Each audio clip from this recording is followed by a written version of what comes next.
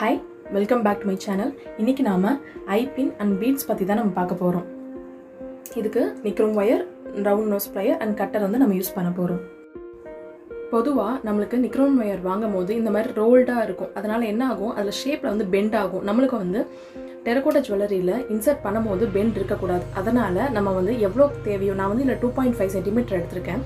எடுத்துட்டு அதை வந்து நான் ஸ்ட்ரெயிட் பண்ணிக்கிறேன்.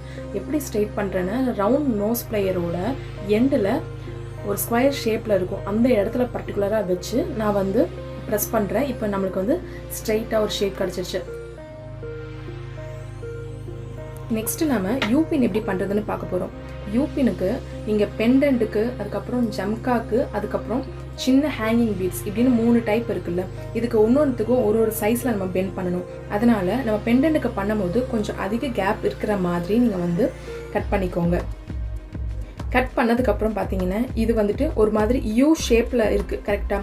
அப்போது அந்த யூ ஷேப்பில் வந்து கொஞ்சம் ஸ்ட்ரெயிட் பண்ணிக்கோங்க.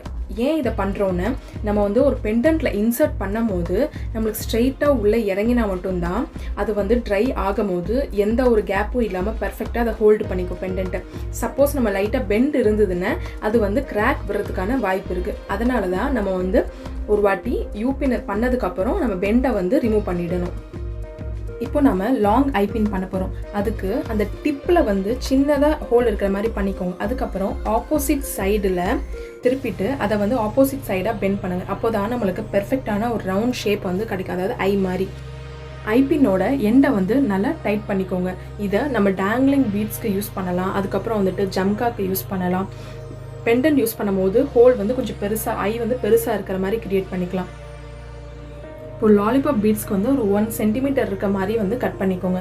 நம்ம இதுலேயும் பெண்ட் இருக்கும், நீங்கள் பார்த்தீங்கன்னா தெரியும். இந்த பெண்டையும் நம்ம வந்து ரிமூவ் பண்ணி எடுத்துடணும்.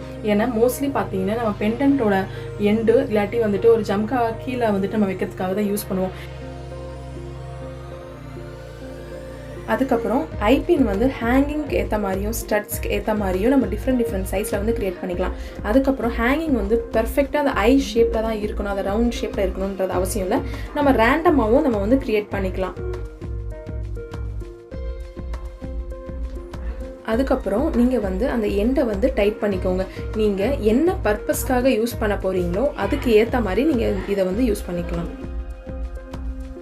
உங்களுக்கு இந்த வீடியோ யூஸ்ஃபுல்லாக இருந்தால் கமெண்ட் பாக்ஸில் யூஸ்ஃபுல்னு சொல்லி டைப் பண்ணுங்கள்.